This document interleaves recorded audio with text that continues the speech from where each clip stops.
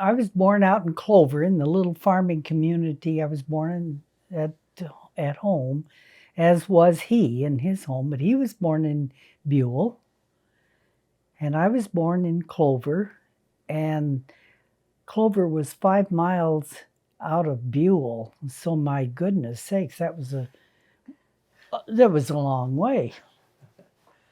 You didn't. Yeah, yeah. We had cars, but it was just a different world altogether. And of course, I went to parochial school in Clover, and he went to grade school in Buell. And I knew his sister and I knew his brother, but I did not meet him until at the barbecue. But yes, I went to. I was kind of a. When I say dumb farm girl, I don't mean it dumb in the sense in the social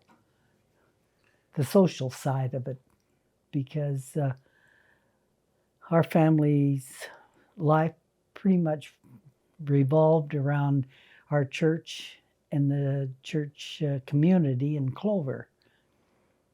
And his revolved around his family in Buell. So, and he was enough older. He was a year older than my brother. My brother was graduated the year after Robert did.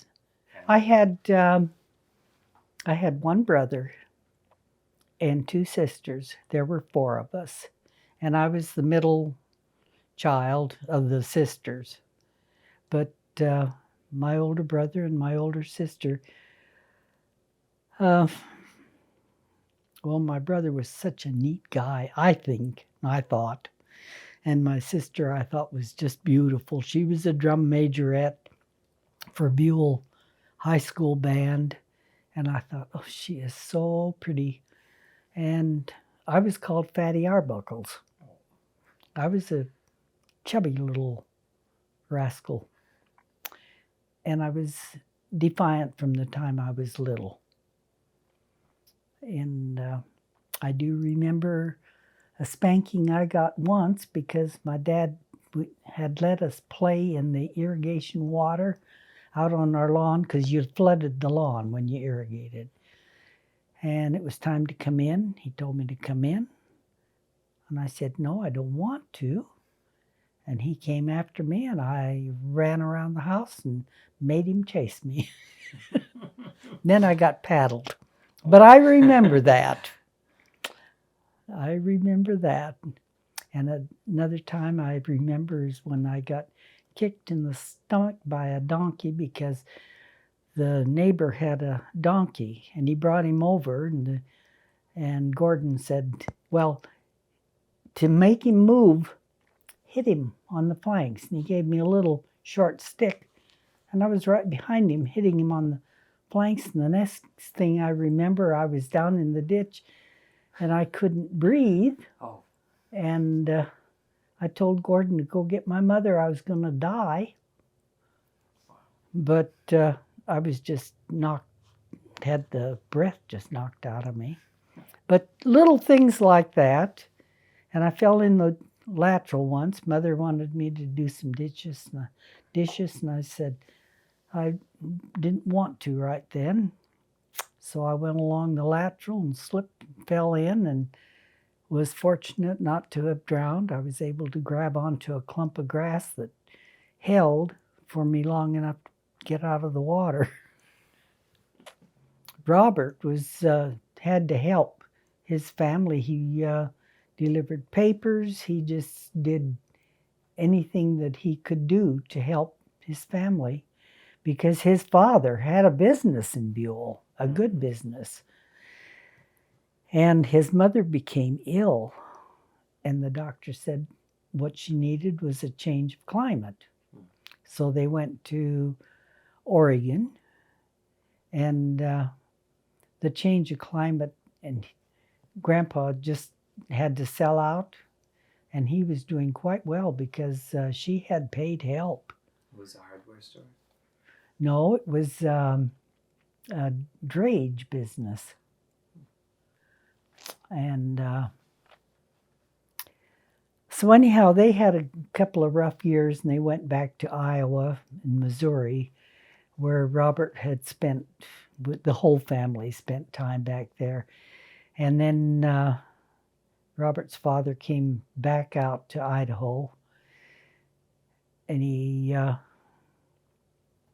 where did they meet him? I don't know if it was Montana or what, but Robert had a,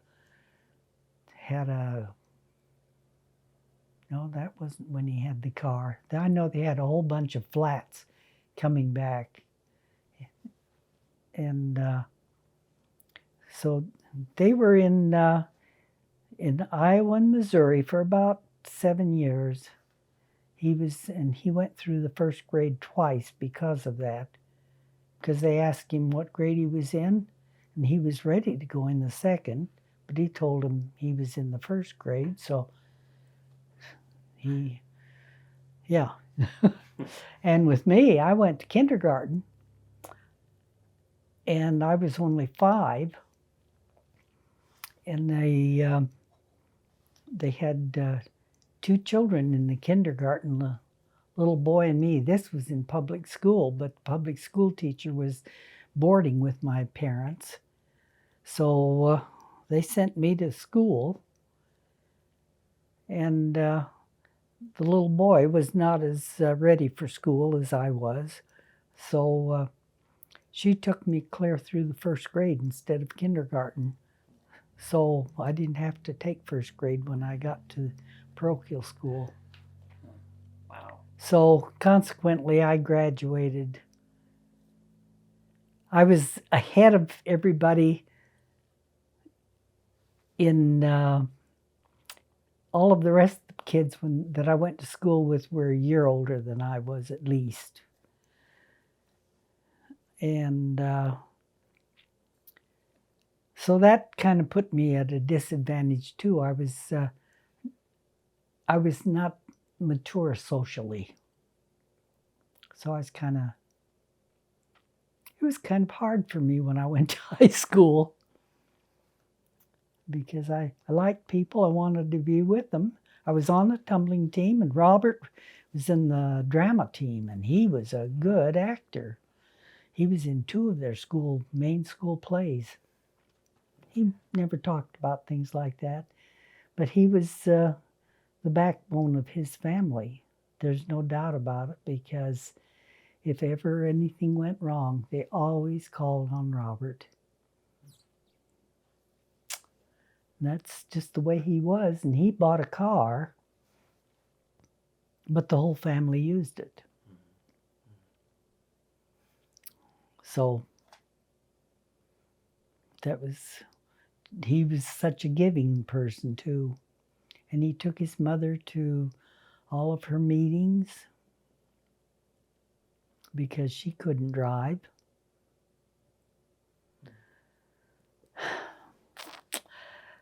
So, but he was well liked by everybody. And he was well liked because they knew he was a person they could depend on. And so he was running the booth in the theater, he'd run those movies.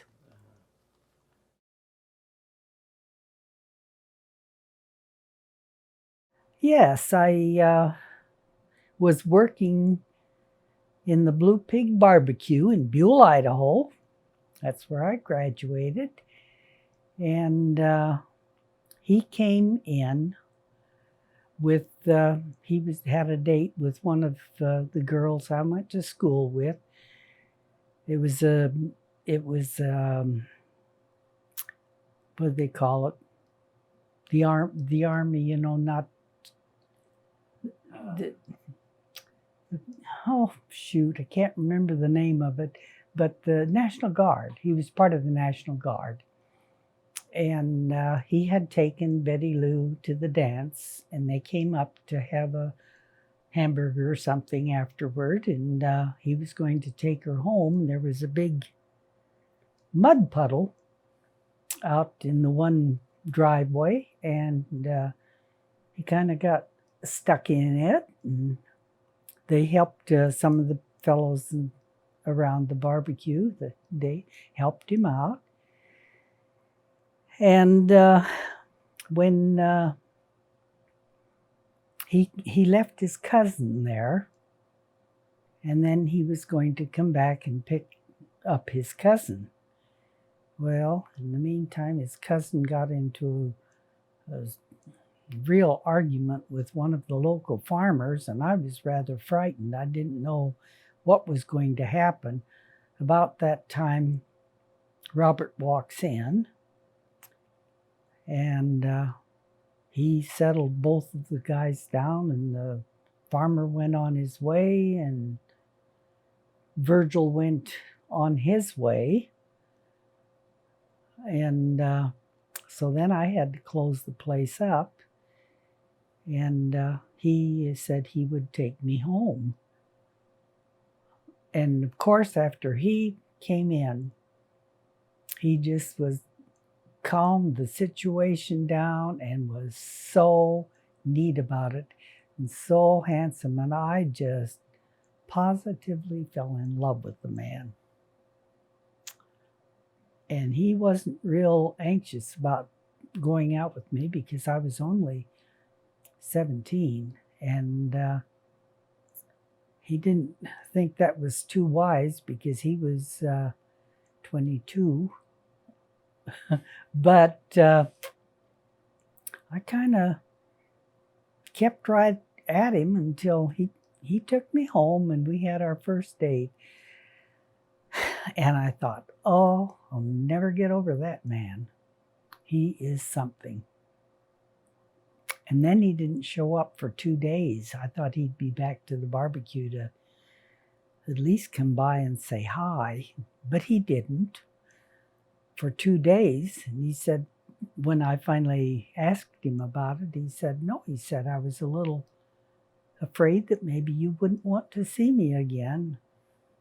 And from there was there was no doubt in his mind or mine, except he was worried about me being young. So that was the beginning, and we just took it from there. And that was the beginning of the R.B. Probasco's family. And all these little ones running around.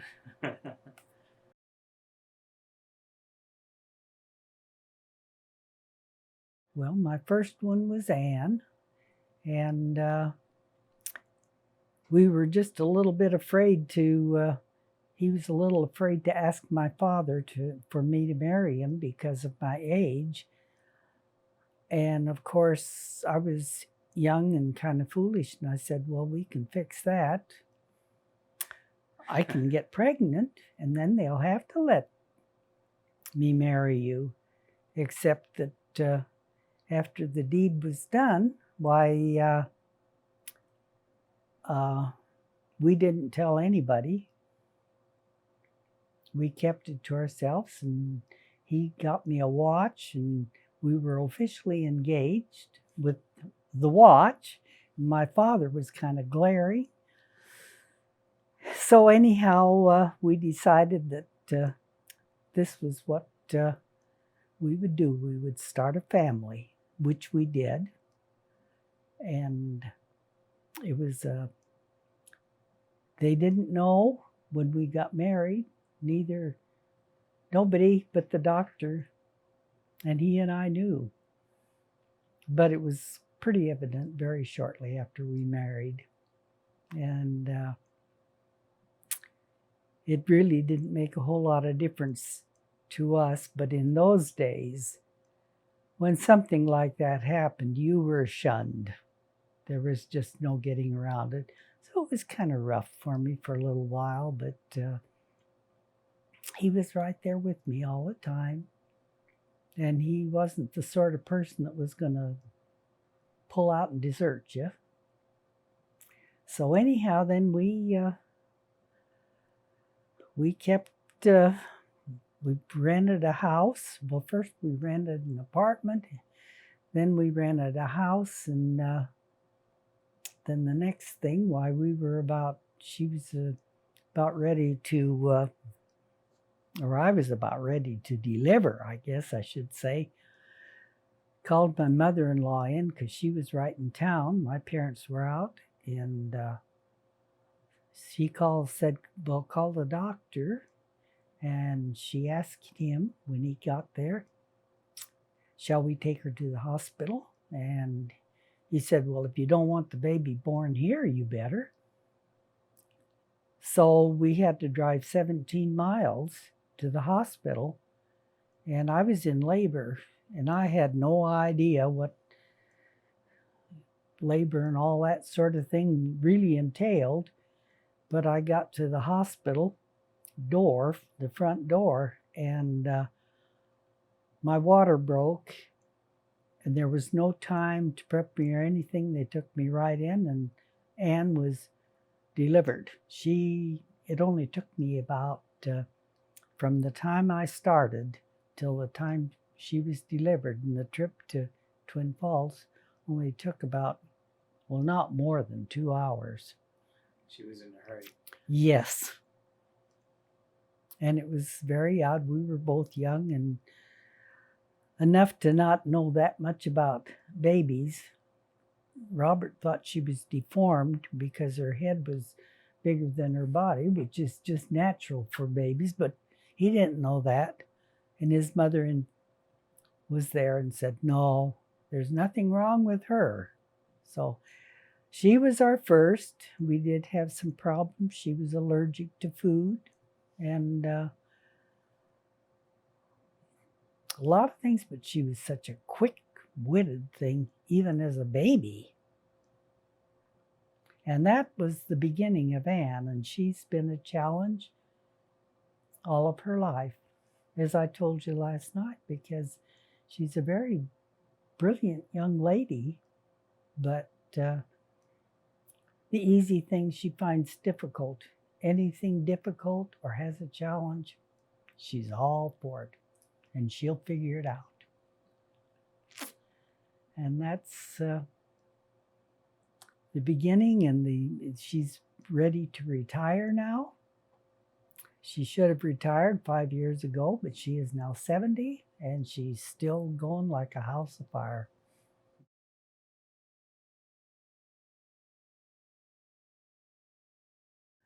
Robert was called into the service because at that time they were getting ready to train young men for the draft. And since he was National Guard, they called the National Guard in to train the draftees. What year was this? That was in 1940. So he had to go up to Fort Lewis, and he didn't want to leave us. So we went up to Fort Lewis with him, and that was quite a shock to someone from a small town to be in a town like Tacoma and near Seattle and the whole bit. It was pretty foreign to me. I was still a farm girl. But anyhow, it was hard to find housing because they were used to the Army being up there, and they were not very happy with any of the Army people. So they would have, when he was first called into the service, they would have signs on some of the shops like no soldiers or dogs allowed, and this sort of thing. And that's when the Salvation Army was so good to the enlisted people. And we kind of had a prejudice against the Red Cross because they were always there for the officers. But the plain GI. Anyhow, Robert got his sergeant's stripes, and he was training.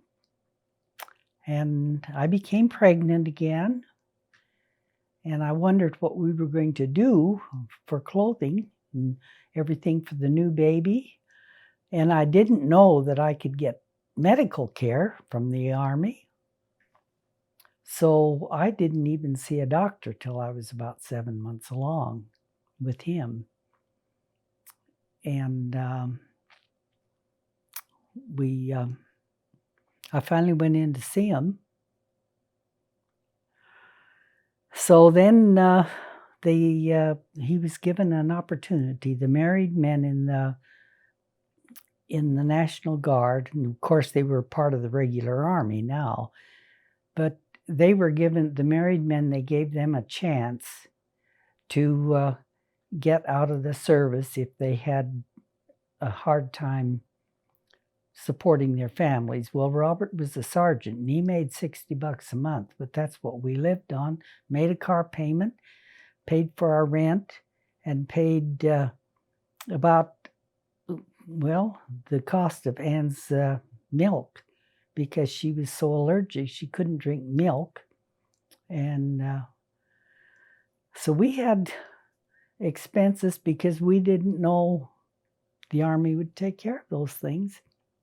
So then anyhow, when he finally got his discharge, there was Robert and one other sergeant, and his wife had already gone back home, but I was still there and very pregnant, and it was about time for Lloyd to be born. So we packed up our little Model A Ford, and they made a bed for me in the back and hoped I wouldn't have the baby before we got back to Buell. And we got back, I don't know, it was 5 to 10 days before Lloyd was born. And he was born, they started my labor for the simple reason that Robert wanted to see his brother. His brother was being shipped overseas. So Robert wanted to go to Salt Lake to see him before he left. So the doctor gave me castor oil, got me started in labor, and Lloyd was born and was determined to be healthy and just fine. He had a male's voice the minute he was born, and when the doctor turned him over, he lifted himself up on his front arms. Just amazing. Amazed the doctor. Anyhow, Robert could see that all was well. So he took off for Salt Lake to see his brother. And my parents were gone on a vacation, and it was his mother and father that cared for me while Robert was gone on this little trip. And that was Lloyd's entry into the world. And he was born in November the 8th. And it was December when war was declared, and we figured they'd call Robert right back into the Army. So we were prepared for it, except somewhere along the line, they must have lost his, they did, I guess, lose his records to the point they never did call him. So here he was out of the Army. He couldn't get a job in Buell. So that's when we moved to Ogden, Utah. And we took the 2 babies with us down there. And he got on at Hill Air Force Base. And that's when the Army decided to call him in, and they wanted to send him to officers training school for radio. And he was willing to go and ready to go, but the guy that was over the work, they were building all those hangars for the airplanes in, and he was so good at not being afraid of the heights, up in the top pulling wire and this sort of thing. So the Hill Air Force Base wanted to keep him, and the Army says no, they needed him. And Robert, they asked Robert how he felt. He said, I'll go wherever you want. You decide between you where you want me. And that's when the guy at Hill Air Force Base won out. And that's how come he didn't have to serve overseas or anything. But that's how come we ended up there. And Lloyd was just a big boy and a real neat little baby. He wasn't a little baby. He was bigger than all the kids his age, except when he got about 12 or something like that. They all shot up, and he stayed the same height. Just irked him. But he was very good at sports and this sort of thing, and he wanted to be a minister. So he, instead of finishing high school at the public high school, they went to parochial school. He went to Portland and finished his high school at the Portland Lutheran High School, and then went on to their junior college at Portland, which is now a university. And so he has been in church work ever since. Okay. And Ann went to school up there in nurses training, and she was a registered nurse, and he didn't, he kind of changed his mind. He met a girl, and she was from my hometown, and he followed her to Nebraska, and we said, well, you're kind of serious? And he said, no. He said, he asked us if he could get a potato to take back to Ruth. And we were teasing him about it, but he was serious, and Ruth and he got together, and they married, and they're still married, and they've got their family now. Okay.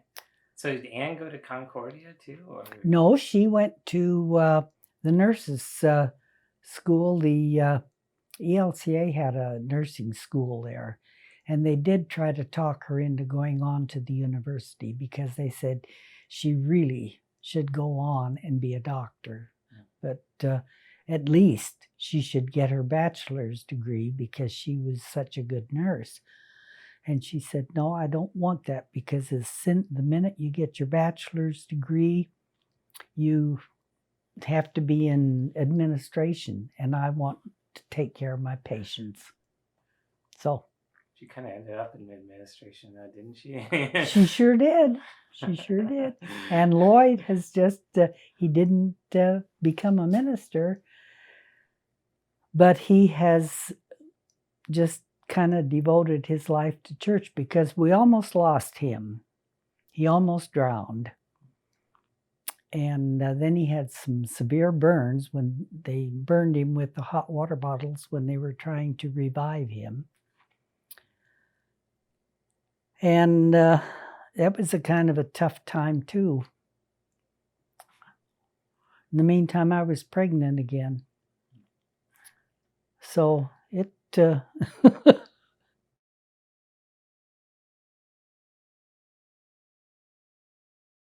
Virgil was born in July, and Lloyd had turned 2 in November. So they were just little stair steps. And because Lloyd needed so much care, why Virgil kind of got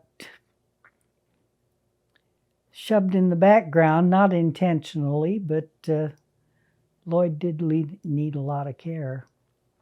And then we finally got him home, and he started to get well, and Virgil had colic, and there were a lot of things, and I think a lot of it was just the fact that the poor little kid didn't get the attention that he really deserved.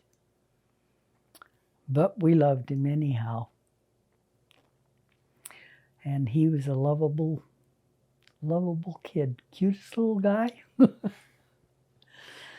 And Virgil has been a source of pleasure and pride all of our lives. Anne was born in 1940, and Lloyd was born in 1941 in November. And then Virgil was born in 1943. And as I say, we didn't mean to disregard him, but by the way, when he was in the high chair and it was time for him to eat, and we were teaching him to eat out of the spoon and this sort of thing, he did not want me to feed him. He wanted Anne to feed him, thank you. So I'd have to sit Anne on a high stool and she would feed him. And he'd get upset when anybody else had tried to feed him. So by then, the three of them, Anne and Lloyd and Virgil, became thick as thieves. They just...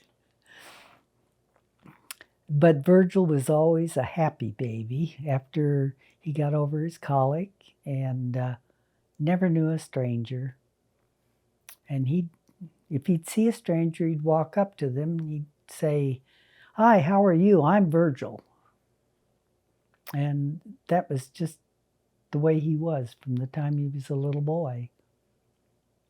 And he got jobs when he shouldn't have been working, but he got a job. And he'd walk to work when he was working at the cement company. And he'd walk to go fishing. He'd walk up to the dam up above Ogden, hitch rides and stuff to go fishing. So we had trouble with Virgil.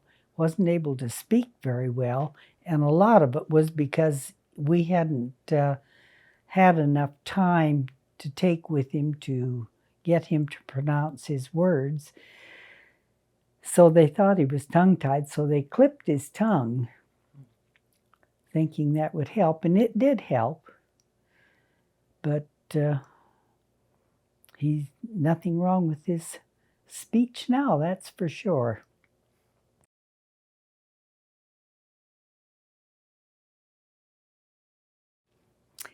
And then in 44, then I was pregnant with Shirley, and by then my body was getting a little bit tired.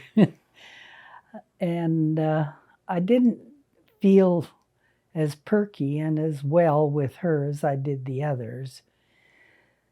But when she was born a little bit early. And so 6 pounds nowadays sounds like that's a good-sized baby. But when Shirley was born, she was a bigger boned baby and should have weighed more. She was really, her skin was almost translucent. We'd carry her around on a pillow because she just didn't seem to be completely ready to be born yet, but she was. And then she got sick, and she apparently had a lot of phlegm in her lungs or whatever it was at that time. But they didn't know then what they know now about things like that. But she did have quite a problem, became very ill when we moved from the little house that we were renting to the house that we purchased on Norden Avenue. And in the move, she got very sick, and my mother was with us and said, "You've got to do something. This baby is sick." So we took her to the emergency, And they kept her and they worked with her, but she was ready to go right into pneumonia. So we sweat that one out. But after she got through, well, she's had an allergy ever since, but then she was healthy. But she was always a quiet person. And you never, she'd go by herself, take off by herself and read or whatever.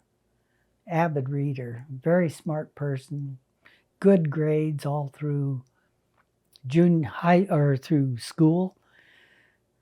And she always surprised us because she came home one day and she told us she was in a play, which was a complete surprise to us. We had no idea. And she ended up being in 2 different plays while she was in junior high. She was Anne was in the marching group. Shirley made the marching group. And she just kept going. She's a good student. But she, then when Anne graduated from nurses training, she talked Shirley into coming back to Nebraska with her and going to school at Concordia. But Shirley said, I didn't want to be a teacher. And that's what Concordia and Seward was at that time, teacher's college. So she went to a business school, and she was good. She was good in her business dealings. And so it was about that time that Shirley met, was it Bob? She met Bob first. And she and Bob were close friends. And I don't know if Bob introduced her to Don or what, but anyhow, she was living with Anne until she decided not to go to school, and then she had to get a job and work for her room and board, plus the job that she was working as a waitress. Just it amazes me when I think about how they just took over with their lives after they graduated from high school. Did very well.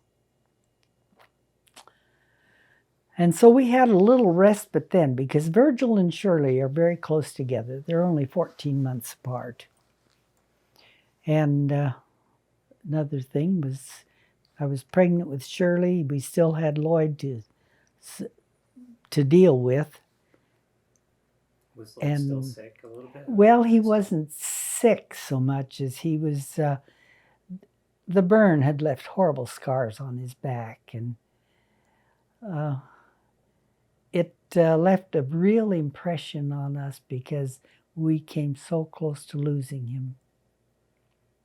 He was floating in the water, and I tried to pull him out, and I couldn't. And some guy was driving by on his way to lunch, and he came over, and I was trying to give Lloyd artificial respiration. I didn't know how. And this guy took over, and that's how he got him to breathing.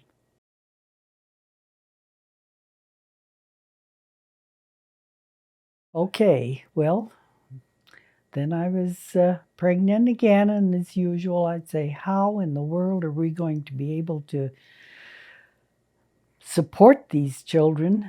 And Grandpa said, just the way we did when we had 3 and then we had 4. Now we've got 4 and we'll have 5. So it'll be just fine. Don't worry. He never worried about a thing. Loved every one of those kids to death. And so anyhow, when I became pregnant with Dale, we waited and waited, and here we had another boy, so that made us with 3 boys, and he was a blue baby, and like I said, it was kind of scary because I was upset they didn't bring him to me, and I wondered why. And they said, "Oh, he's in the nursery." And I said, "But why don't you bring him to me to nurse?" And they said, "Well, he's had a little problem." And I said, "What's the problem? I want to see. I want to see if he's all right." And of course, then they kept you in bed. You didn't, no thought of be walking over to the nursery to see, because that was not allowed. And fathers weren't allowed to see their children born. It was, and that was something that always made Grandpa cross, because he didn't like that. Anyhow, it took probably, I don't know if it was a week that we were in the hospital, but they finally brought Dale to me, and I was so glad to see him. And I said, "And so what's wrong with him?" And about then he started to cry, and he started turning blue. And I said, "Okay, take him back so he can breathe." And I realized we had a real problem then, but it cleared up within a week, and so we were able to bring him home. And he was our cute baby boy, and that was supposedly our family. And then Peggy was upset when she said everything was fine. We had our family. She said, "So what was I?"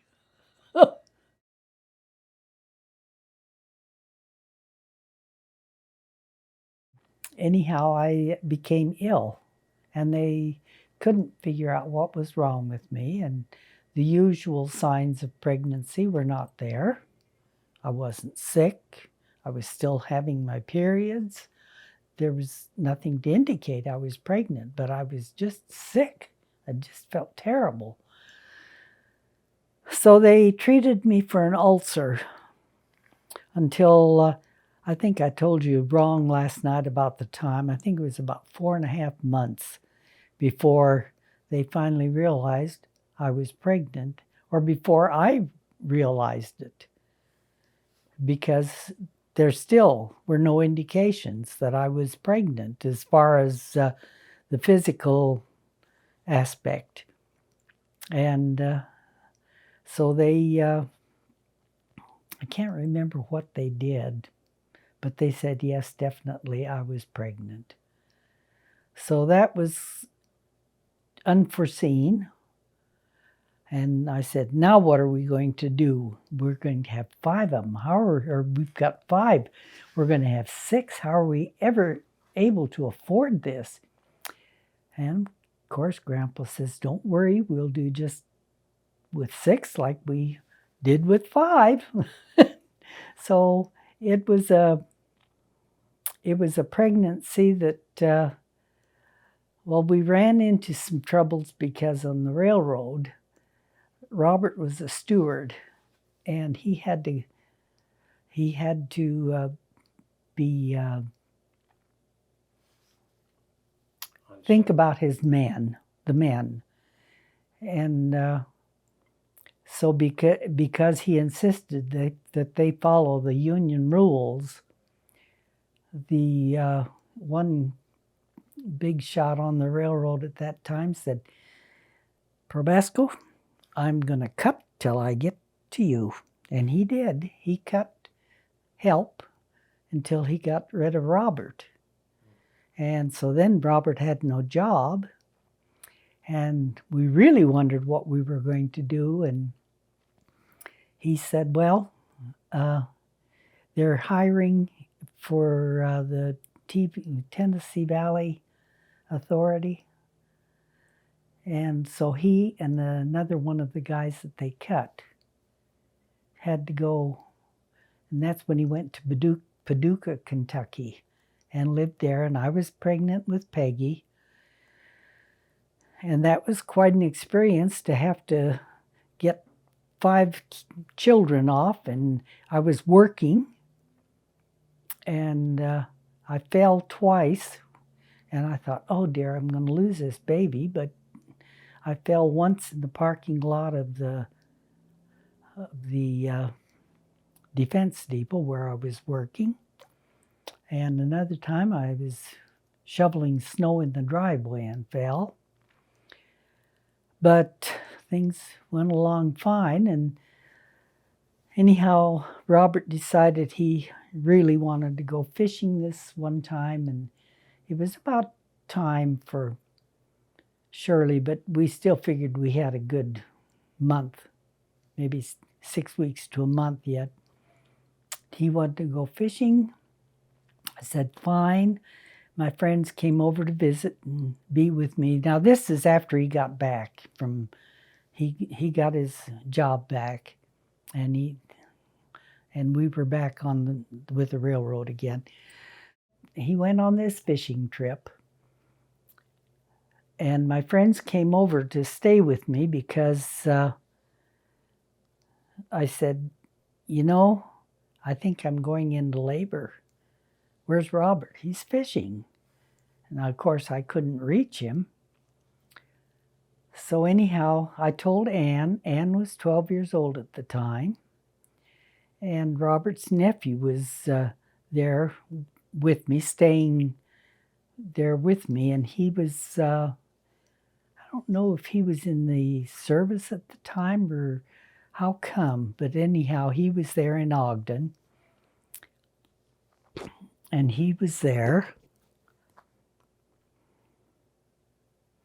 And anyhow, I told Ann, I says, Ann, I'm going to have to go to the hospital. I'm going to have this baby. And so Bobby said, he was the nephew that was named after Robert. And he says, well, I'll be here with the kids. And I says, yeah, but I want Robert. Excuse me. But anyhow, my friends came over and they said, well, we'll take you to the hospital. And I said, no, I'm going to wait for Robert. So he came in the door and I said, oh, am I glad to see you? And he says, what's going on? And I said, well, I'm going into labor. I'm into labor and I have to go to the hospital. And he says, oh, no, not tonight. I'm too tired. My friends were quite upset with him, but I wasn't. That was just him voicing his opinion. He'd been out fishing.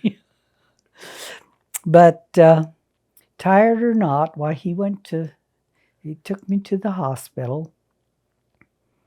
And the nurse says, well, don't you want me to call him in here? And I said, he's been fishing. Let him get a little sleep. So Peggy was... she was born, and the doctor that I had, that was it. He wasn't available that night, so I had a substitute doctor, someone I'd never even heard about before. And Peggy was born, and she was early, but she was not in too bad a shape. And I was oohing and ahhing all the way after I'd delivered her and saying, gee, she looks just like Lloyd. Isn't she a pretty baby? This sort of thing. The nurses finally had to tell me to shut up. I was waking everybody up. So I did shut up. And that was the beginning of our Peggy. And we were supposed to name her before we left the hospital. And we didn't have a name picked out. We didn't know if it was going to be a girl or a boy. So they called me from the hospital and said, we've got to have a name. Well, we never did until the second call, and we finally chose a name. And Peggy Lee was a singer at that time. And they all thought that was a pretty name, so we called her Peggy Lee. That's how she got her name. But it was never recorded. And so when she went to get her passport to go to Australia, she was still listed as baby girl Probasco. And she was really upset. But we got it all straightened out finally. And she got her passport and the whole bit. But she was a pure delight, pretty little girl, friendly, just, she was Daddy's girl. And at that time, that's when my husband became such a good cook, because we had all these children. I'd get them off to school. He'd be there when they came home. We didn't have the time together that we really wanted, but they had their parents around. And he turned out to be a crackerjack cook, good cook. Taught me a lot.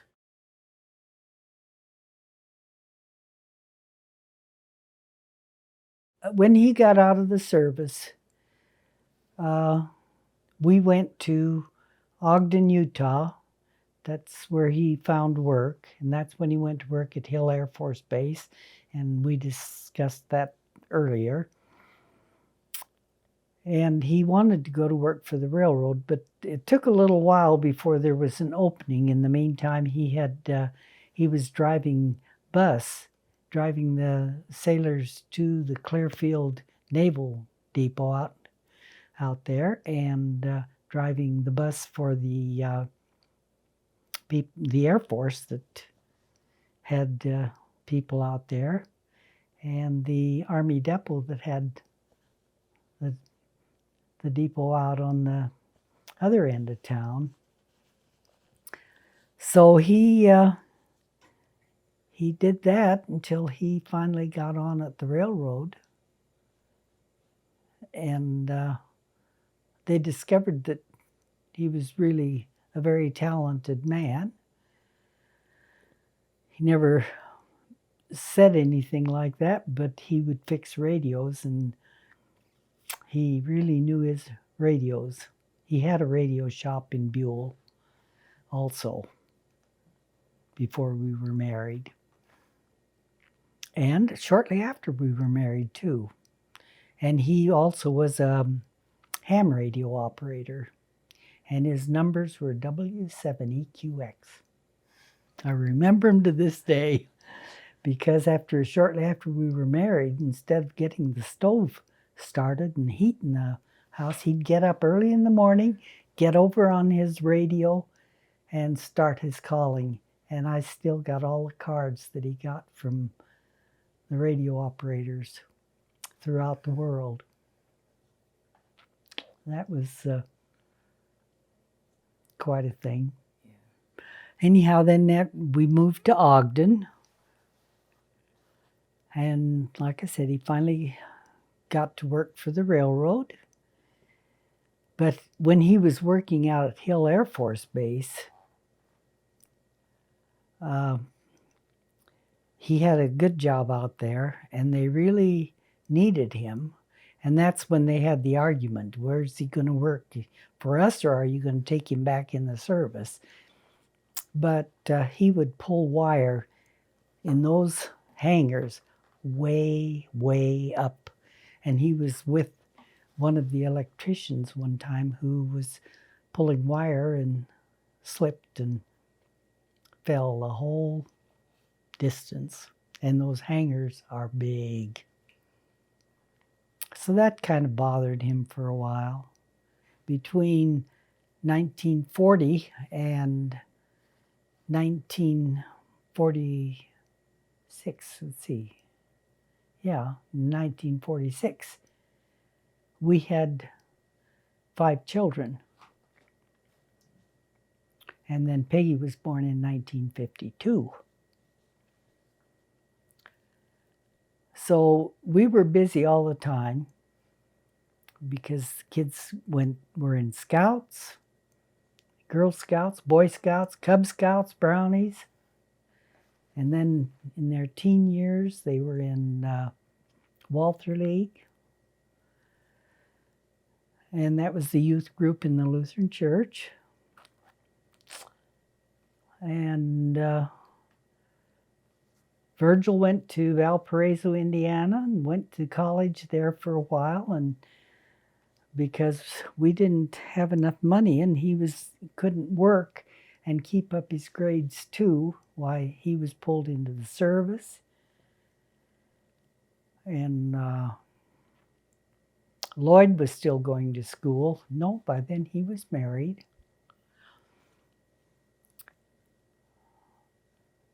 And Virgil went into the service, though. And we were very proud of him, but he was shipped to Vietnam, and he hadn't even had a full training course, I don't think, before they shipped him out. And it was, and at Shirley's wedding, he was on R&R and was able to call us from wherever he was having his R&R on her wedding, so everybody got to hear him, know he was okay. But he had quite a lot of experiences that he wouldn't talk about. When he came back, he didn't want to talk about them, and Dale was kind of cocky. He says, he got into it with Virgil on the Marines,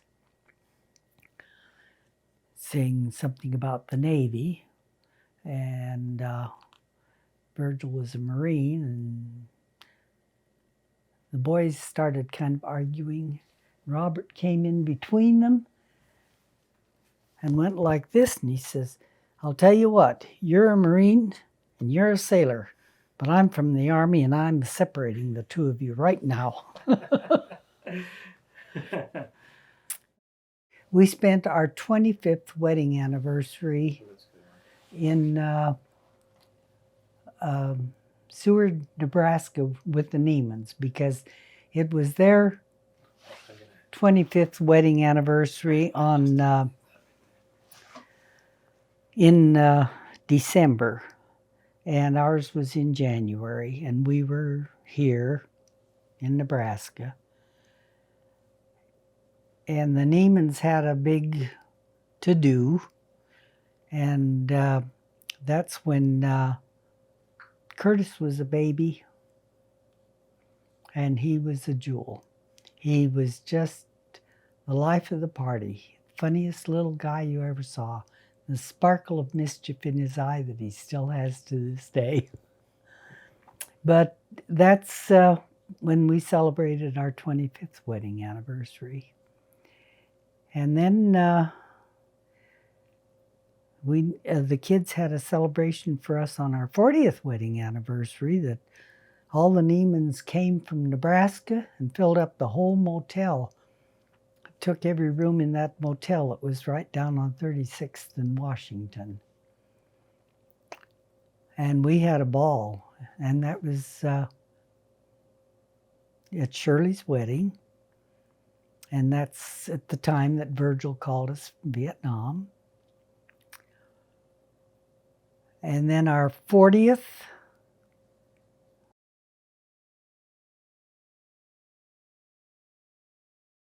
his specialty was chili verde. Best chili verde I ever tasted. But he could fix whatever. He even baked an apple pie once. Told him he couldn't do that. He couldn't work the dough like that. You didn't do that with pie dough. He said, well, here's the pie. It was fine. Leave it to him. When Virgil brought one of his friends home for dinner one Sunday, Robert was great to bring out a platter of food and turn it around. And here he brought out this platter of chicken and was going to show us how he could turn it around. And all the chicken fell on the floor. So he said, well, that's all right. He just picked it up and cleaned it off and set it on the table, and we had chicken.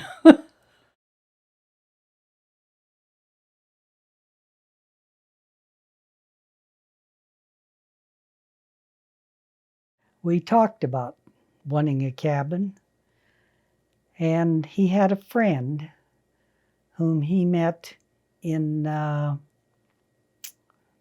AA, and he was a realtor. And he said, we've got a piece of property. He showed us property all around Ogden, and none of us hit us. But then he said, I've got this property, and he wanted to show it to Robert. And Robert says, no, I don't think so. This is in Idaho. And he said, where is it? And so Dave told him, and he and I went to look at it then. And of course, we both fell in love with it. The dust was calf high. There was no water to be had around there. But we decided that was a place for us. So we bought the property, and we didn't do anything with it for a long time. And we finally decided the first thing we ought to do is put a well on the property. And I was working for Farmers Grain then, and they told me, be sure you get your water rights when you when you dig your well. Well, we didn't know anything about where you should put a well or anything. So we put it down on the northwest edge of the first property. And it was so it would be right there. If we decided to put anything on the second property, we could use the same well for both pieces. And we called this man in to drill for us. And he kept going down, and we kept looking at that bill and what it was costing us to drill. And he finally called us one day, and he says, I'm at 350 feet, and we haven't hit anything. What do you want me to do? Robert said, I'm going to have to pay for the 350 feet no matter what. Keep on going. Well, they hit water at 352, and it was a gusher. It came up to within 200, it came up 200 feet when he hit it. And good, clear water, and the pressure was great. So anyhow, we had water on our property, and we went to Montana to see people who built log houses and tried to get a bid. And finally, some young man, I said, well, this is what I'd kind of like to have. Robert says, well, tell him. So I said, I want 36 by 36 OD, outside dimensions. So I don't know what that's going to make on the inside. So that would depend on the logs. We bought 8-inch logs. And we bought this, it was like a log building set. They were all cut and notched. After we got our plans and decided what we wanted, why we bought these logs, and they came. Oh, they finally said the logs are ready. We're going to bring them in, but you've got to have somebody there to help you unload. And when they came with the logs, the two guys that were going to help us unload couldn't find the place. And I was desperate because they said, well, we'll just have to just dump them then, because we're not coming back. So I went down the road. Everybody that I thought I could recognize a car, that it was part of the neighborhood coming into the property, I just stopped and asked them. And I finally stopped at Perry and Helen Grube's home. And I said, we're desperate. We need help. Well, I never saw so many really good neighbors. They all pitched in and came up and helped unload those logs. And from there on, All I can say is they sure were good neighbors, all of them. Wonderful people. And so we started building our log house, and we didn't get the logs until the latter part of September. And we got and before we could even start doing anything, we had to clear the trees off the land, and Curtis and Eric were visiting us at the time. And Henry Matthews was a builder, and he was going to help Robert. And so Curtis and Eric, they put those two boys to work to chop down all these trees where the house was going to stand. And I was so sick. I was sick with the flu. And I said, I don't care where you put the house. I just go ahead and put it wherever. So it didn't face due south, but and we should have done a lot of things different, but we didn't. So anyhow, these two boys, they put them to work. And if you talk to them, they said they thought they'd never get it done. And the two of them learned to work together with the saw and the axe and whatever. And when Robert and Matthews came back to the place, they had it done. And that was something that those two boys, I don't think will ever forget, because they said it looked like they'd never, ever get it done. And when they worked together, they found out it was pretty good deal. Living there was just a dream for Robert and I both. We always wanted a log cabin, and we heated the log cabin with just a fireplace for quite a few years until the fireplace burned out. And then we had to haul our own. We'd cut our own wood and haul it.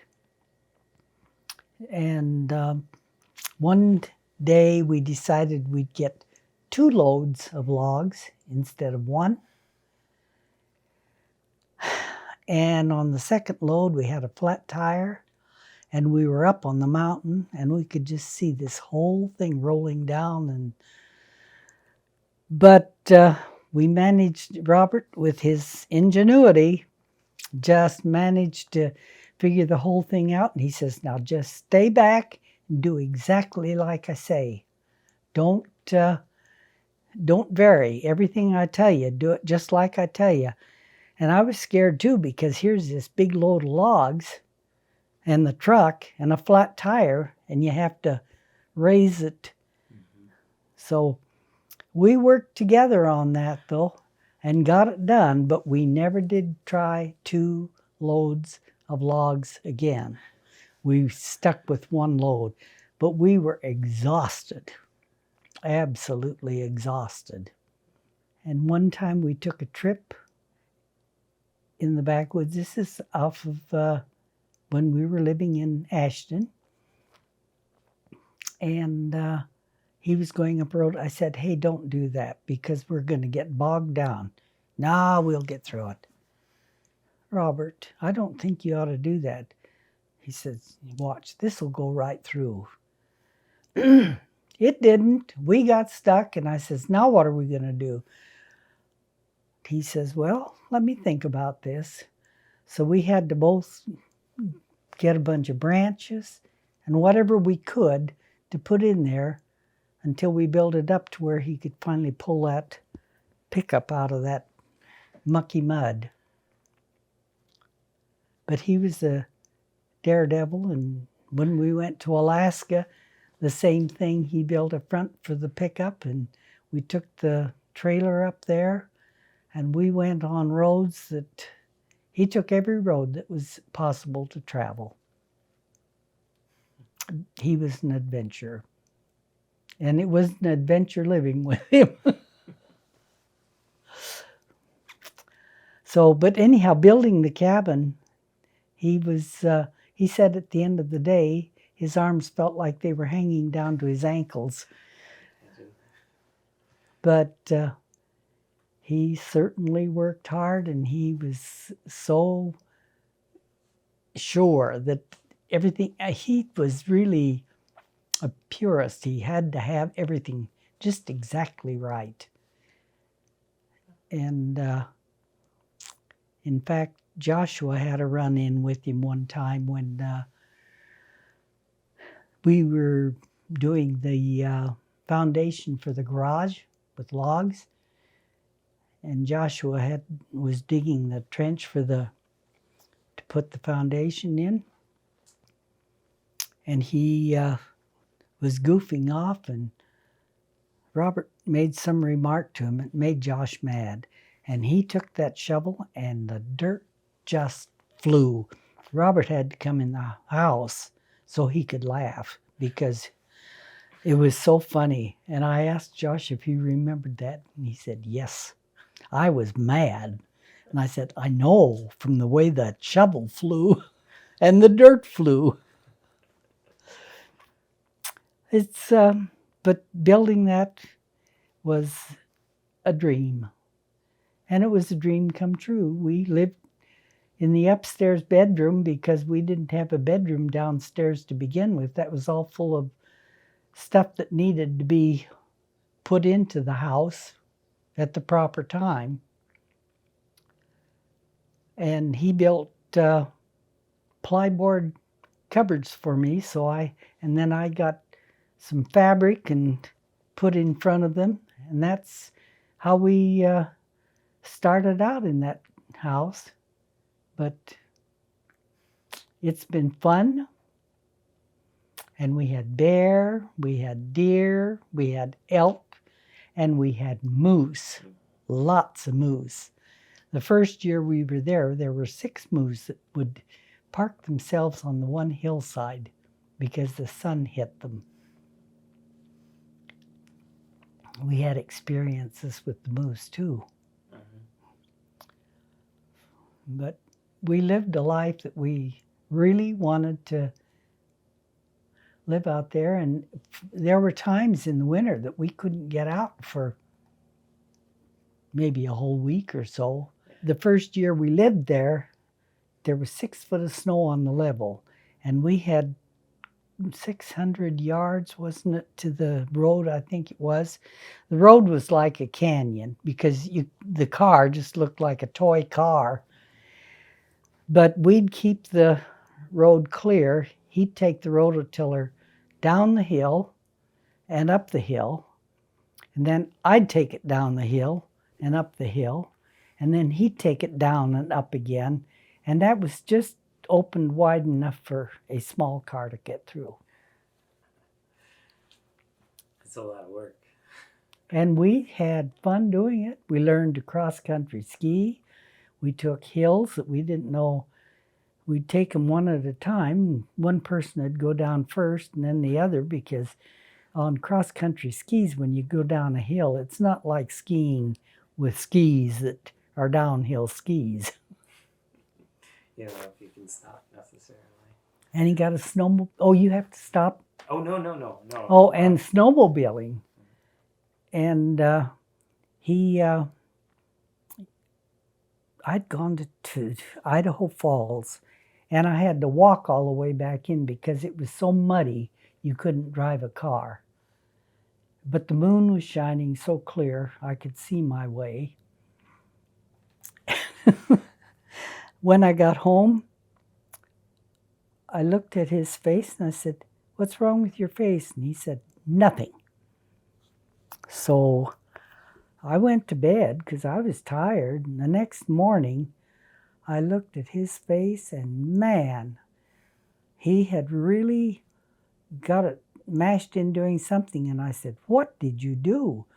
And he told me that he had taken the snowmobile and had missed the one drift, and he made this high-flying jump with the snowmobile across this one kind of a little chasm. Snowmobile was stuck in the snow yet. It wasn't even there. But I was just glad he wasn't dead. But we got that taken care of too. We learned to do a lot of things. And he'd send me off to fish with you guys while he worked on the, because we were, I guess, more bother than help to him at particular points along the way. But the first year when we were building, we did get the sides of our log house up, and we had the windows all boarded up with the logs in between, so that because logs have a tendency to sink, and so they had to stay there a while. So the next spring when we went up, why, the walls were still kind of like, I mean, not the walls, the road. The drifts were so high that it was just like going down a snow canyon. Snow walls on both sides of us.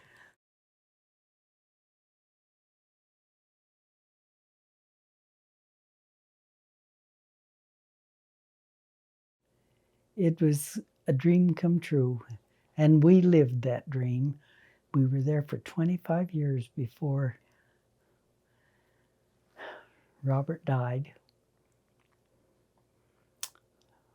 And the day before he died, I'll never forget, because he was just like his old self. He couldn't talk, but boy, he could sure write on his little board.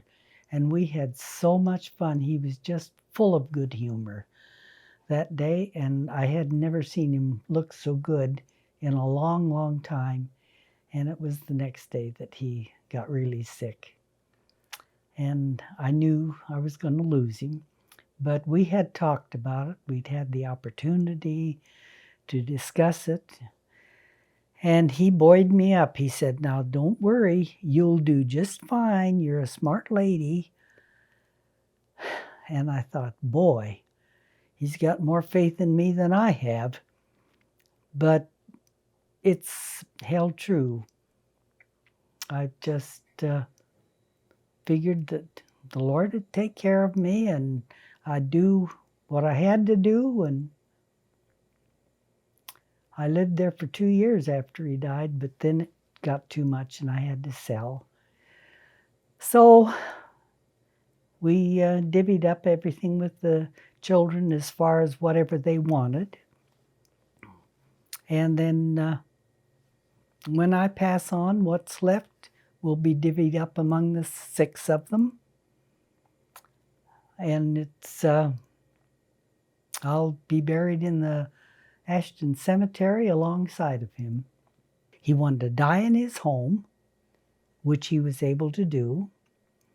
And thank the Lord I was healthy enough to care for him. And he wanted his sons and sons-in-law to carry him to his grave. And he wanted the taps. And he got all 3 things. And I felt good about that. So, and other than being a little thinner, he got very thin, but he handled his cancer with the greatest of dignity, and just held on to everything that he could for as long as he could. And then he was ready to go, because when he got out of bed, and I was in there with him, and I said, "Honey, you can't do that. You're going to fall." And I had to call for Virgil. Your dad was there, thank heavens. And he helped. But when Robert got out of that bed, he was walking towards something. I have no idea what, but he had the biggest, sweetest smile on his face I ever saw. And he had a happy face. Virgil picked him up and put him back in bed, and then I just sat there with him until his last breath. But I love him as much today as I did then. And Curtis and Eric wrote a song about my hero I called him my hero all the time. He said, I can't understand why you're sticking around with me. And I said, it's easy to understand. I love you. That's why. Anyhow, he couldn't understand why anyone would want to. And I said, it's a privilege, Robert, to be able to care for you. And it was.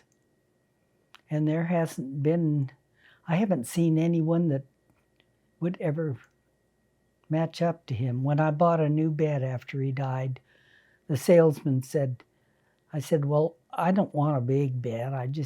He says, well, you don't know. And I said, yes, I do. And you've had the best wedding. Why would I get somebody else? It's been lonely without him, but I've had the first 2 years after he died, I was busy. My sister was dying of ovarian cancer. I went to Florida to be with her. And then my older sister, who lives in Florida, was having a few problems. But she still lives in Florida, golfs 3 times a week, goes to exercise, doing fine. And I just feel grateful for every day that I have and hope I do the very best, do what the Lord expects from me. And I think I've got enough family around that, and I'm so grateful for Peggy because it's been good for her as well as for me, for the two of us to be together. But I've told her, I said, now if ever I start getting in your way and you want to go on to something else, she said, don't worry, you won't. And I think she'll be upfront with me because I've wanted all my kids to be upfront with me. Our family, as you know, still doesn't always agree. We have different philosophies on quite a few things, but they stick together regardless. And I hope that continues. 88 years, you miss a lot. You can't tell it all. But it's, we both lived through the Depression. Yeah. And both lived during and through the Second World War and have seen all these skirmishes and have had someone from our family, our children, our grandchildren, or someone from the family in each of the services. And that was something Robert was proud of. But I'm just grateful for the life I've had. I thank the Lord for it. And for all of you, I'm so proud of you. And all of you, I want you to know that I may not always have agreed with you, but I have always loved you and will continue to.